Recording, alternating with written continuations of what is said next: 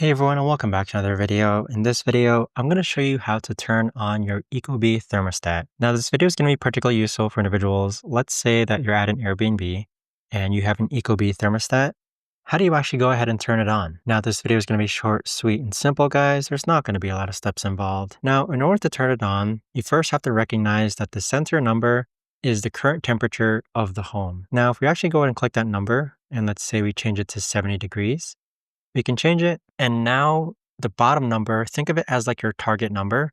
This is going to make it so that the current temperature of the home tries to hit 70 degrees. At the same time, that means that the heater will turn on.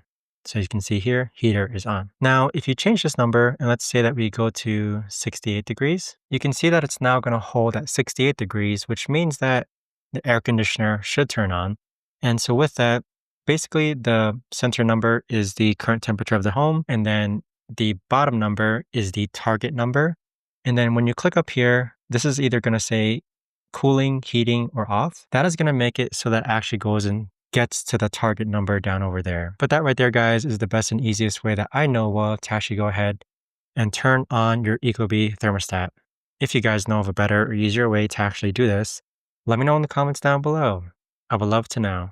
Thanks so much for watching, everyone, and I'll see you guys all in the next video.